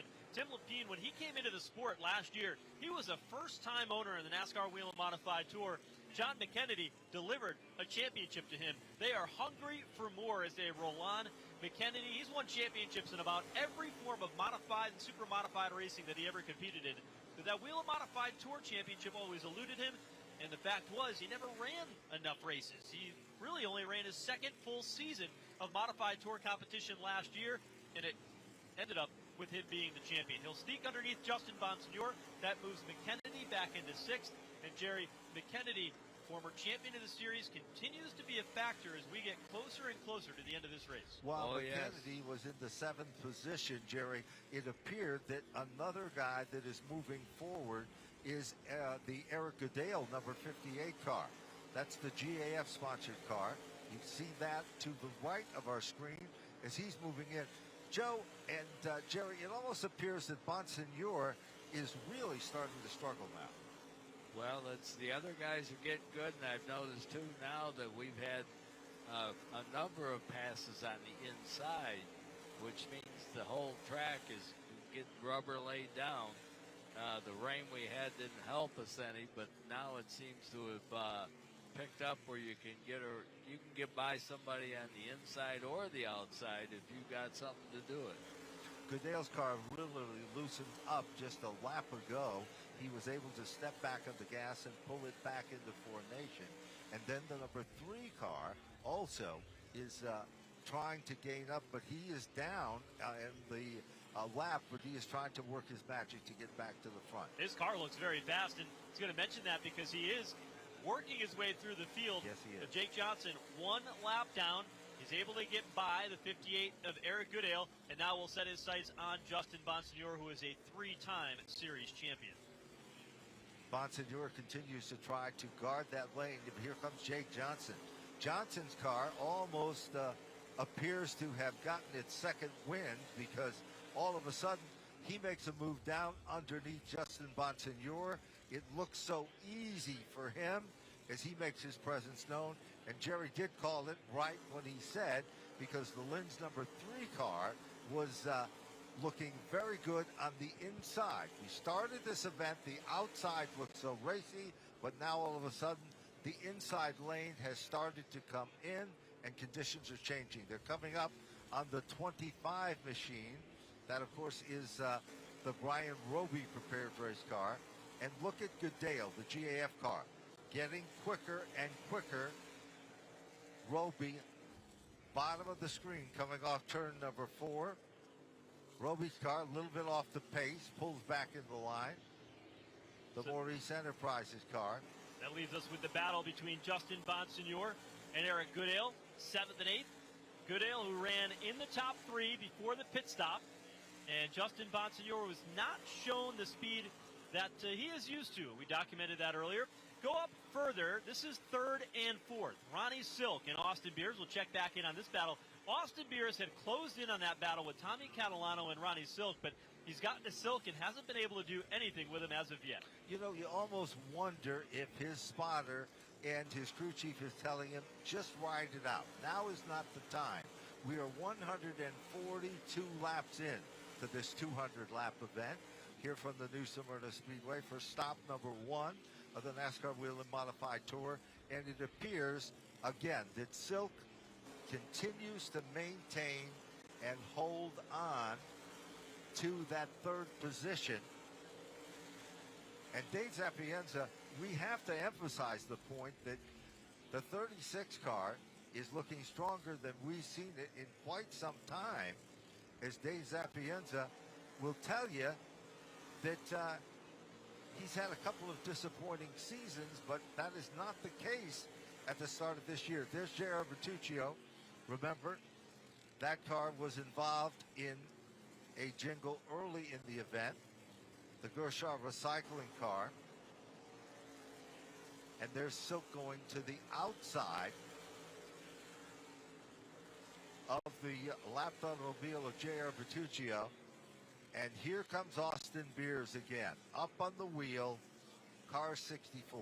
When you go back and you look at 2022 for Dave Zapienza, first of all, he came off a couple of really stellar years for his career in modified racing, consistent finishes, running top 5, running top 10. Dave Zapienza, no wins, no top 5s, no top 10s in 2022. It was the season to forget. And he now kicking things off with a solid top 5 run throughout the duration of this event. Up front, Doug Coby. I think when we talked about Doug Coby as Jeremy Gerster gets well out of shape in turns 3 and 4, Doug Coby, he's won at a lot of racetracks where it takes conservation to be good. Racetracks like Myrtle Beach, where you've got to be really easy on the tires, Jerry. But he's figured out a way with this 7 New York to take a race car that he wasn't too sure of when we started and make it into a race car that's 52 laps away if he can hang on from getting another win. Well, he's got a car owner that is very good at setting up a chassis also. And Tommy's been around this stuff since he was a little kid, and he's good at it. Like I said, he won an owner's championship in a car with 3 different drivers, and every one of them won last year. And in fact, that's what Doug Coby told me earlier today. He said, you know what, the driver at this racetrack can only do so much. That setup, what the crew chief does with the wrenches and the crew is going to make the big difference here. And Jerry, I think you might have really nailed it there when you talk to Tommy Baldwin and his skill and success as a crew chief and a car owner. Well, all of a sudden we see the number 5 car that was so strong early in the event, and here's the 29. Here comes Dave Zapienza. That car, literally, he is able to put it almost anywhere he wants to in the racetrack. Jerry, we are less than 50 laps remaining in this event. In the old days, 200 laps, was it too much? 50 was too little. Yeah, that's true. I mean, 200 laps, and you had to plan the whole day out. Now, these guys been running flat out for what are we, 150? For this whole race so far. There's nobody running away with anything. One car that we're keeping an eye on as we watch this battle between Austin Beers and Dave Zapienza for the 4th spot. We're keeping an eye on the stopwatch. We talked about how strong Doug Coby has been. Tommy Catalano, running in second, has closed that gap down to 1.1 seconds. He was knocking a 1/10 of a second a lap off as Doug Coby worked through lap traffic. But right now, it was a second and a half ago when we were watching Doug Coby. Now, Tommy Catalano on the same straightaway. He's got the lap traffic to work through, but he is closing in. That race car here in the closing stages of this race is coming to life in that 54. It certainly is, and he moves to the inside of Joey Coulter with the number 02 car. There is your leader, Mayhew, back on board as the sponsor. Remember, Mayhew was probably a part of the success story of Doug Coby for an awful lot of years as the 6-time champion.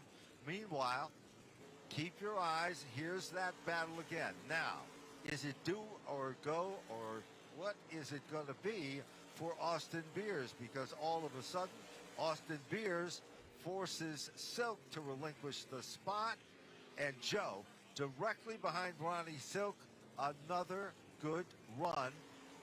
That is the 36 machine of Dave Zapienza. Trouble. This is turn 2. It's Lutz with the number 82 car, and Jake Johnson in the Propane Plus number 3 car, bringing out another caution. 158 now showing up on the board. 4th caution of the day, and it's the 82 of Craig Lutz and the 3 of Jake Johnson. They bring out the caution here in turns 1 and 2. That's been the hot spot all day long.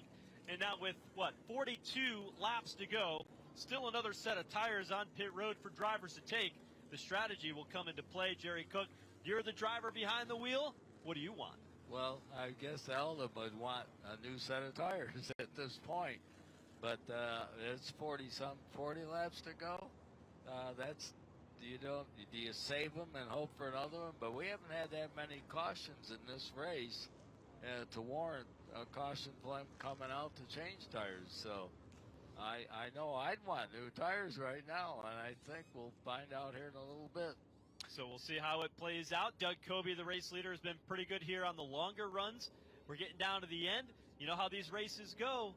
You might need a short run car here as we get racy towards the finish of this Whelen Modified Tour New Smyrna Visitors Bureau 200. We haven't talked about this yet, but we've highlighted the 75 years of NASCAR. Yes, we have. And today, the winner is going to take home a very special trophy, the 1948 Cup, which is a replica trophy of the same trophy that Red Byron won when he won the very first NASCAR points-paying race on February 15th of 1948, nearly 75 years ago.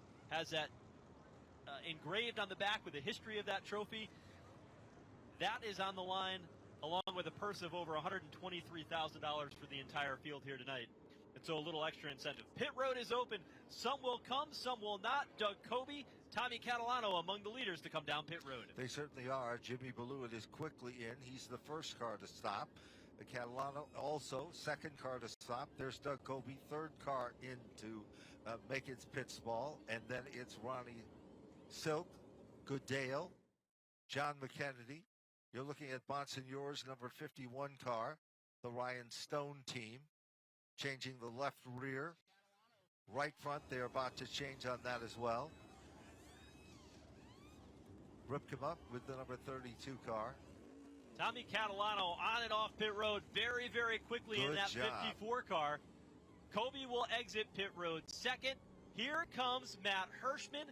He'll be the third car off of pit road. Then John McKennedy, the fourth car, and then Ronnie Silk, the fifth car, with Goodale up next and Bonsignore.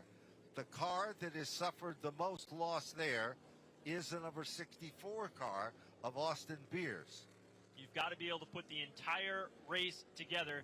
And Austin Beers, as good as they were, led early on, but this very costly pit stop here will be next to last coming off of pit road. More cars coming in, but I think the story of that round of pit stops is going to be twofold. One, a couple of cars stayed out. Kyle Ebersol, Anthony Nocella, Ronnie Williams, they all stayed out here under this caution. They will be correction on that. Those are the cars that are lapped down. Yes. Tommy Catalano is the driver that got off pit road first, I don't think he took all the tires that everybody else did because he beat everybody off pit road by a mile. He certainly did. It was a classic picture-perfect pit stop for him. We're looking at timing and scoring. The car 54, the leader, of course, Tommy Catalano. Doug Colby still being shown in second. Matt Hirschman has emerged on the podium in the third spot at this point. John McKennedy, defending champion, is fourth. Ronnie Silk is fifth. Eric Goodale is sixth. Justin Bonsignor is seventh. Jimmy Beluit back in eighth. Tyler Rapima is in the ninth spot, and Dave Zapienza is 10th.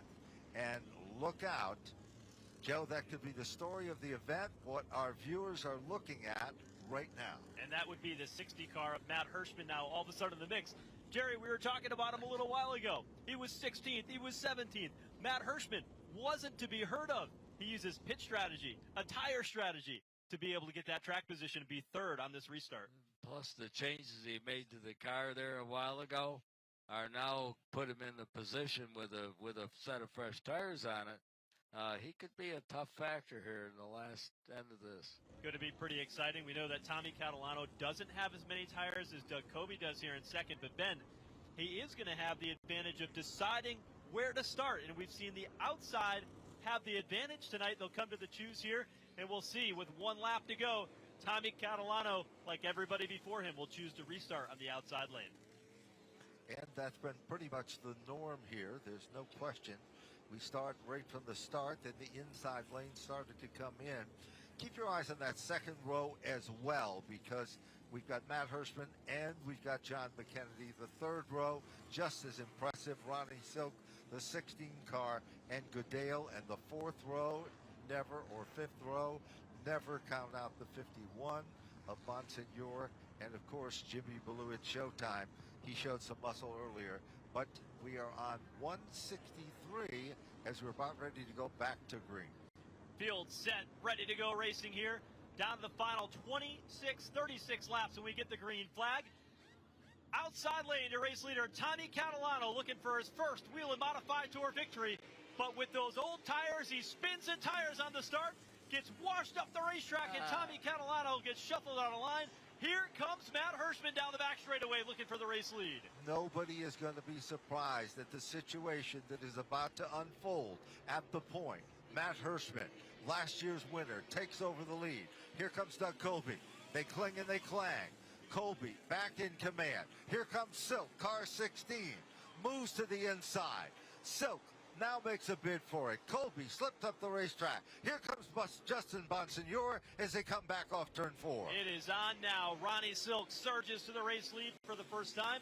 He darts out in front. Justin Bonsignor, now he's in the mix. Remember last year, he had mechanical problems. He was out before the race even got started, it seemed. Ran a couple of laps. Now he's up to second, getting by Doug Colby. There's no question. It is a dogfight battle among the top 10 positions. Here comes Bonsignor. Down underneath Ronnie Silk. He washes up just a bit, and Bonsignor, car 51, has it by inches, and here comes Colby.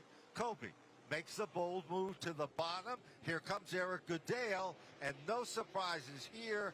Also coming forward is Jimmy Beluit. Oh, trouble. Doug Colby into the back of Justin Bonsignor in turns 1 and 2. Jimmy Beluit, a good run, is in it. Andrew Krause, you got the 36 of Dave Zapienza. Left front damage for him.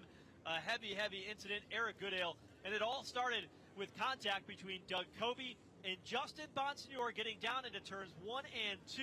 It happened up front, and it collected many of the contenders here tonight. Oh, what a heartbreaker. There is the Beluit machine. He was a victim of circumstances. He had the car actually saved. Left front tire is flat on the number 76 car. That even though it's part of the Baldwin stable, of course, remember that race car is the traditional red, white, and blue. It makes New Jersey a major part of it.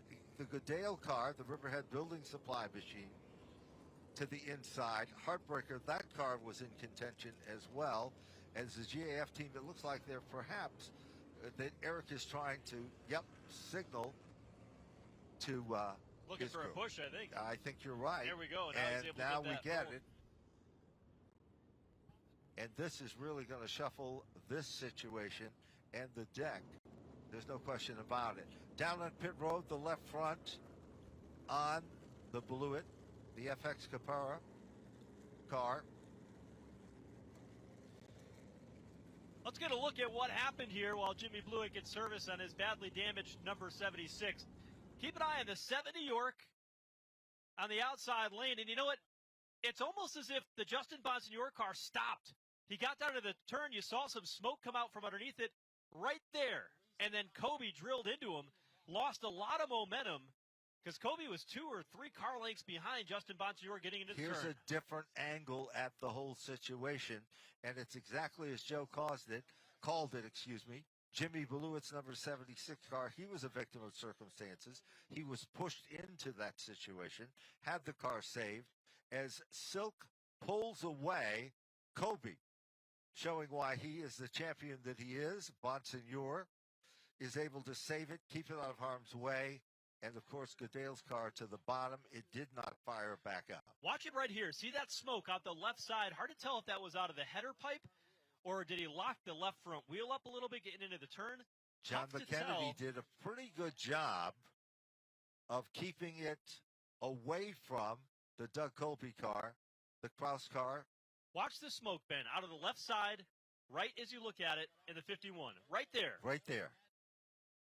And as that happens, a chain reaction, McKennedy trying to get through that traffic jam situation. Goodale comes across the racetrack, and the Bonsignore machine. Now the Goodale car's down on pit road. Probably got some grass all over the front of that car. Obviously some challenges there. We saw him in the Riverhead Building Supply machine signaling he needed a push, that the car did not fire back up immediately. And now they got the air cleaner, and it looks like they're going to be taking the hood off as well. So the 58 of Eric Goodale had a great run here tonight on pit road. A couple other cars will come down pit road as they open pit this time through, and including the 64 of Austin Beers, who had lost a tremendous amount of track position. Down I'll take the opportunity to grab that now. Car number 76, Jimmy Blewett, pulls behind the wall. Blewett's day had ended. What a great run he had going. There is the Blewett number 76 car being pulled to the back of the hauler. Jimmy Blewett's day is suddenly over. Heartbreaker for him. So let's take a look at how this is going to shape up. This is how they line up. Ronnie Silk, the race leader. Matt Hirschman is second. Now, Doug Kobe was in that incident, but he was able to keep that car rolling. He's being posted in the 3rd position right now. Anthony Sesley in 4th. Tyler Ripkema 5th. Justin Bonsignore, John McKennedy, Tommy Catalano, Dave Zapienza, and Austin Beers. But Austin Beers is on pit road, so we'll let it cycle back around to see where they all stack up. John McKennedy now also coming down pit road. He got some damage. He was in the middle of Doug Kobe in the outside wall when they went through that incident in turns 1 and 2. Sure was. You know, we haven't talked at all about Anthony Sesley. This is a brand new race team in the car that Stephen Koptic built for this team. That's the number 19 car, and he has been very consistent and very strong as well. Yeah, that car came to Stephen's shop on Monday of this week. They reconfigured that race car, got it ready to go racing here this weekend. And Anthony said, you know, anything that Stephen gives me in the race car, he says it just works. It's very different than what I've used to run in the past in that number 19 car. But the Anthony Sesley, who's already had a great winter, he won an indoor race at the Atlantic City indoor race up in New Jersey here just a couple of weeks ago, carrying that momentum in here to New Smyrna to run 4th right now. It's always good to see different names rise to the top of the crop, and maybe someday they'll be in the Hall of Fame, Jerry. You never know. I mean, everybody's got to start someplace, and the new guys come along and replace the old guys just like they did with me and a bunch of others. So it's always changing. You know, I think one key thing, Jerry, too, that we touched upon earlier today is that you are not just a member of one Hall of Fame. You are a lot more than all of that. Yes, I've been lucky. I've been voted into quite a few. All over this part of the country, really. Well, don't let it. You have to tell Ben. Ben is also in a Hall of Fame. He won't tell you that, but Ben is in a Hall of Fame as well. The Northeast New England Auto Racers Hall of Fame. for his long career in the broadcast booth, watching you go out there and turn wheels on all these racetracks. Yes, Ben has been there when Riverside Park comes to mind, number one, you know. We all went there and had a lot of fun, too, really. We were also talking about the fact that Jerry, in the prominent days of modified racing in the old days, competed with an asphalt modified on dirt. And that is something that was really very seldom talked about. Yeah, that's true. And we just did that out of the spur of the moment thing. Went to Syracuse because it was only 40 miles from home. What do we got to lose, you know? So we go there and away we go. That might time trial, come back in, and we're at number one at that point. So, amazingly enough, a gentleman who is a photographer that loves the sport, by the name of Bob Thompson, had a great photo of Jerry's asphalt car with this gremlin roof on it that was way above his head. Looks like we're going back at it, Joe. Let's get ready. Lined up, 24 laps to go here in the season opener for the Whelen Modified Tour. Ronnie Silk on the outside line fires first as a race leader with Matt Hirschman, who will tuck in line in turn one. Well, the point of the arrow becomes Silk. He drifts up the racetrack just a bit. Here comes Hirschman. Bold move, bottom of turn number 3. Look back to the 5th spot. Here comes Anthony Cecily. Cecily, the black and orange number 19 car. Sparks will fly, but it is Colby and Bonsignor threading the needle back to the front of this field. Those two are back at it again in the same position they were when they crashed in turn number 1. Everybody able to continue on. How about Matt Hirschman giving the front bumper to Ronnie Silk off turn 4? Here he comes again. Hirschman just stays in the tire tracks, tucking out of line. Justin Bonsignor moves to the inside. Anthony Cecily, great run, setting in the 4th spot. Here comes Colby. The Mayhew, number 7 New York, moves in to try to take over the 4th position. It is car number 7, Doug Colby, up to position number 4. Ronnie Silk out in front. You look at Matt Hirschman. He is under attack. Justin Bonsignor is there. Down into turn number 3. Bonsignor runs a little bit higher on entry. Hirschman, though, slips up off turn number 4. Bonsignor cannot quite draw alongside with 20 to go. He'll try everything as Matt Hirschman continues to guard the lane, and he does it well. Colby has broken away from Anthony Cecily. He now is among the top 5 cars. They work their magic coming off the turn. Leader is still Silk. As the laps continue to tick away, it is Ronnie Silk in command. Ronnie Silk looking to get a victory here for his new team, Hyde Union Racing. They were the big story coming into last season. Unable to go to victory lane tonight, though, their best opportunity to do so inside of now 18 laps to go. But Justin Bonsignor might have something to say about that as he goes to the inside of turn 1, battling once again with Matt Hirschman. He makes a classic move, and when you can pass Matt Hirschman at New Smyrna with a bold move to the inside, that's saying something. Hirschman, will he change his strategy? He rolls back, runs in the tire tracks as they come off turn number 4, 183, now complete. There is Anthony Cecily, now gets his way to the inside of Doug Colby.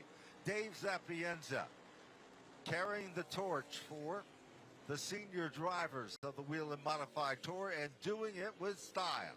Car 36. Zapienza was the car that had bounced off the wall just a few laps ago. 6th right now. Still a good day for him after that challenging season a year ago. How about Jake Johnson? Started in the back of the field. Yes. He got a lap down, was a very quick race car, and he is now 7th. Did a nice job at recovering.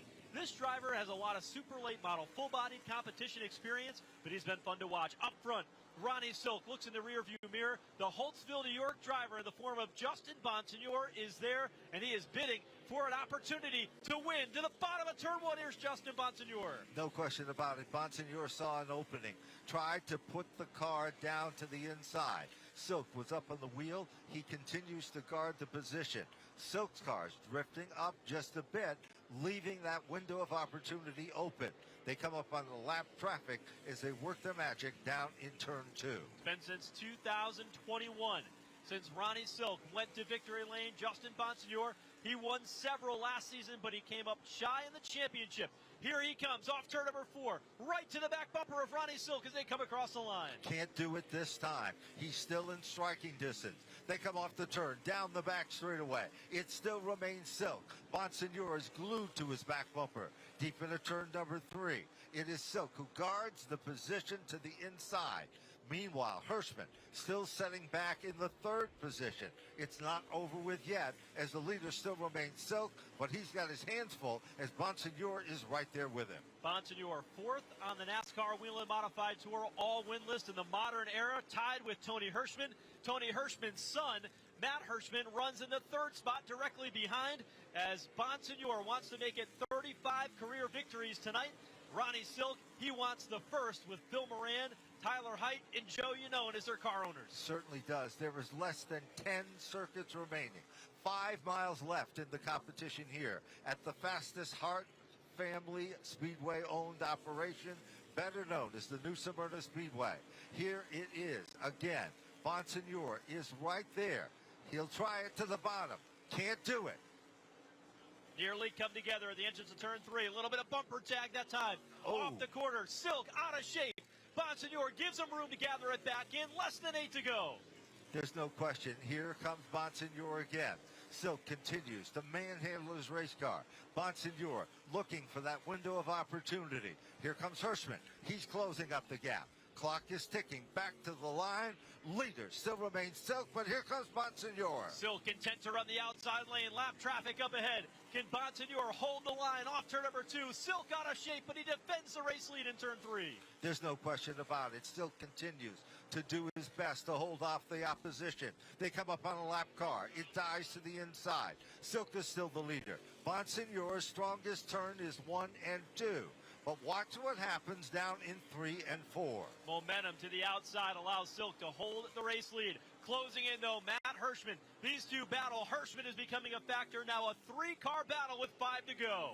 The high five will be given. Meanwhile, here comes Bonsignor. And Silk goes up the hill. Bonsignor takes over the lead. It's not over with yet. Here comes Matt Hirschman. Justin Bonsignor puts the Phoenix Ryan Stone car to the front. Here comes Silk again as they run in hot pursuit. Ronnie Silk is back in command. It's not over yet. Here comes Justin Bonsignor. Tries to cross over as they go down the back straightaway, but Silk clears him getting down into turn 3. Silk is back as the leader of the pack. Here comes Matt Hirschman. 3 cars run nose to tail. 3 laps to go as they head to turn 1. Silk, he's got a lot of breathing room compared to the last couple of laps. It's a half a car length. He drives away from Justin Bonsignor off turn number 2. He's able to gap him down 3 car lengths in 3. There's no question. Silk is starting to pull away. This time when they come back to the line, 2 laps to go. Ronnie Silk was hungry. Joe talked about it early in the broadcast. And here comes Hirschman trying to pick up yet another position or 2 as we're coming down to the wire. Ronnie Silk with the biggest lead he's had over the past 5 or 6 laps. They'll come off turn number 4. White flag is in the air, this time for Ronnie Silk. But there's no surrendering at the point. Ronnie Silk in the Phil Moran prepared race car out in front. He came here because he wanted wins to be added to the list, and he's going to do just that. Into turn number 3, Ronnie Silk for the first time driving for Height Unone Racing. He will win in the NASCAR Whelen Modified Tour and kick off NASCAR's 75th season in victory lane. Justin Bonsignor will finish in the runner-up spot. Matt Hirschman will finish in position number 3. Great run for Anthony Sicily to finish in the 4th spot. Doug Colby to round out the top 5. Ronnie Silk getting the job done. Fireworks over the New Smyrna Speedway here tonight. Justin Bonsignor offering congratulations, but what a race. Had all the stories that we would expect for modified competition. And how about Ronnie Silk? It's been a year since he had gone to victory lane. He led 55 laps here a year ago. Today, he'll lead the most important lap, lap number 200. There was fireworks on the racetrack, fireworks in the air, and what a great way to start NASCAR's 75th season. It certainly is. That race was the most awesome race I've seen in a long time. You didn't know who was going to win until the checkered flag fell. Bonsignor and Ronnie Silk, 2 champions of the series. They went at it toe-to-toe. Bonsignor shoved Ronnie Silk up the racetrack in turns 1 and 2. And Ronnie Silk was not going to have any of that. He went back on the attack and drove away in dominating fashion over the past 3 or 4 laps and was able to gap Justin Bonsignore, leaving no doubt that he was not going to be denied tonight. And that's good. He's been working for a long time trying to get a win, and I'm glad to see he did. Not that anybody out there wasn't deserving to win that race the way it went tonight. Well, speaking of deserving, there's no question, Jerry. We are honored that we were able to have you as part of the program as well. Let's send it down to Victory Lane and hear from our winner. Here's Jesse Punch. What a way to start this Whelen modified season, gentlemen. Our finish. Wow.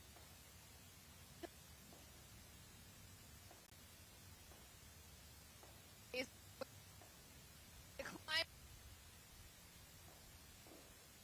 the celebrate his first win with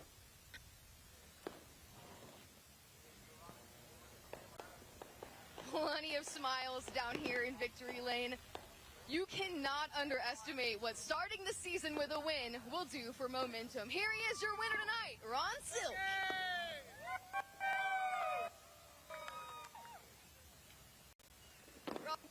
Congratulations, incredible way to start the season, but a hard-fought battle there at the end. What was going through your mind during those final laps? Well, I knew it was a good chance to get one, so I didn't want to let it slip away. Had a really good car all of last year and couldn't find Victory Lane, so for me and all my guys to get that out of the way the first year.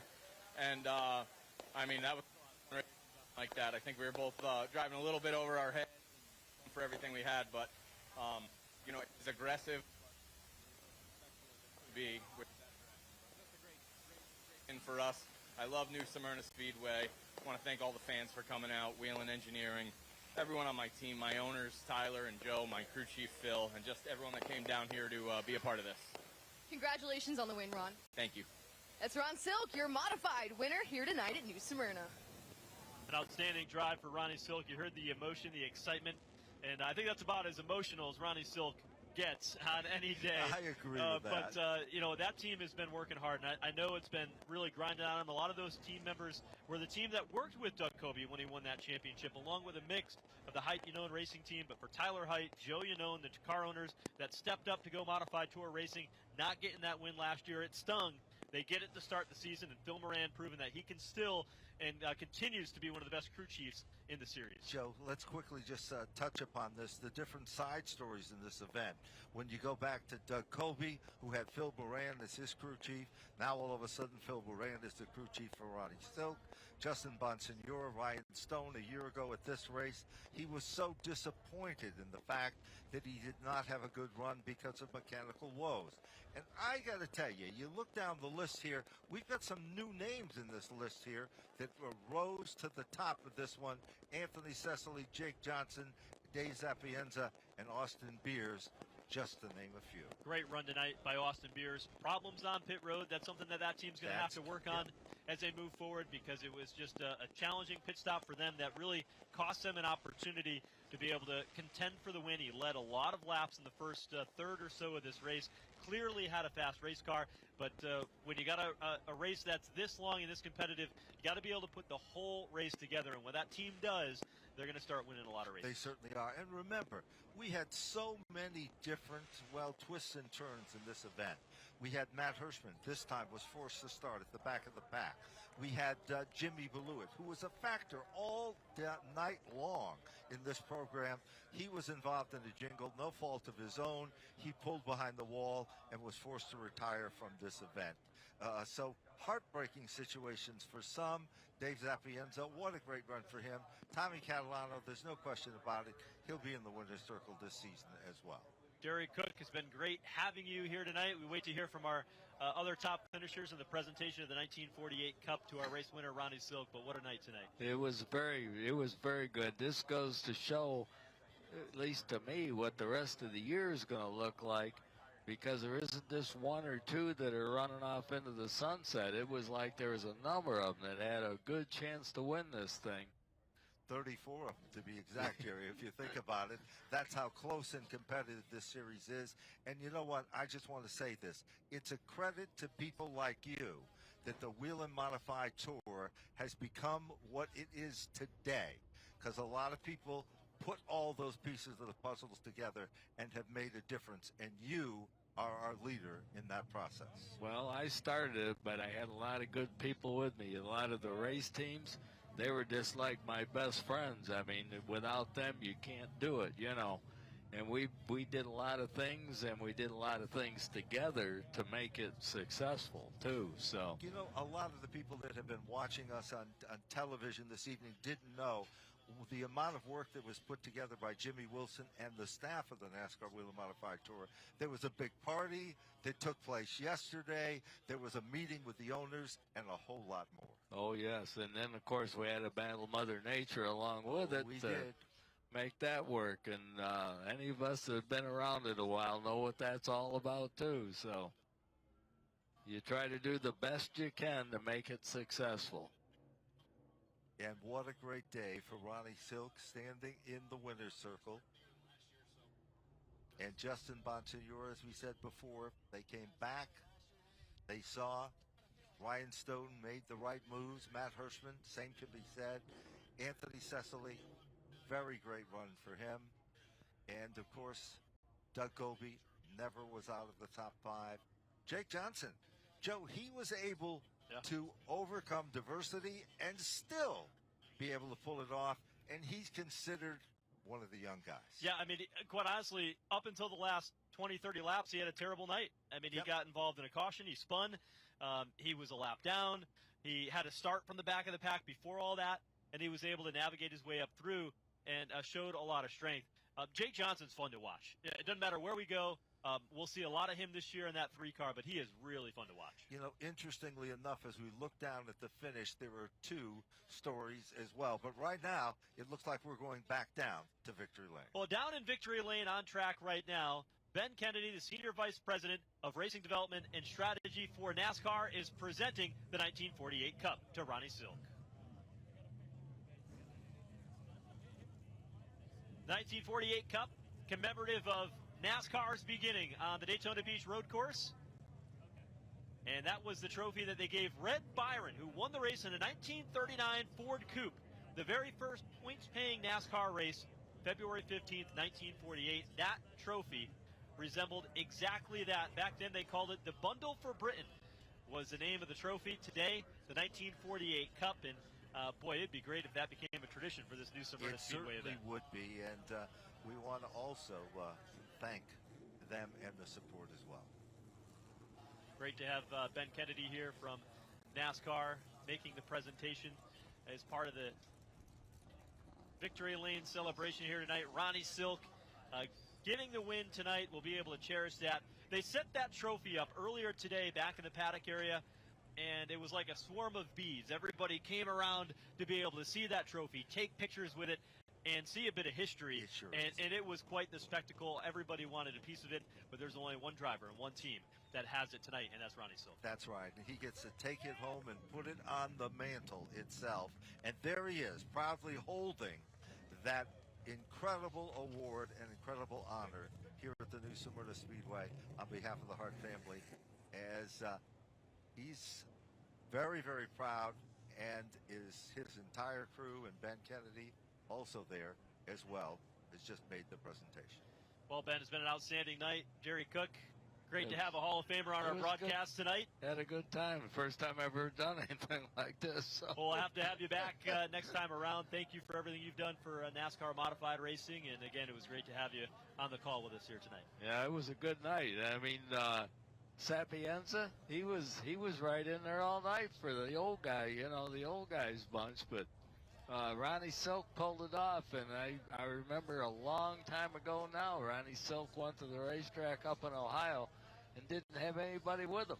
And I was up there, had my grandson with me, and I told him to help him out, do anything you can for him, you know. So things change through the years. They sure do. It does, but they often stay the same. Ben, that wraps up the Whelen Modified Tour event here at New Smyrna Speedway. A great one and a great indication of what the rest of the season will look like for 23. It certainly is, and everybody will be tuned in and looking forward to 2023 as it began here tonight with another historic event from New Smyrna Speedway on the NASCAR Whelen Modified Tour. So Ronnie Silk, with 2 trophies in hand, starts the season off in victory lane.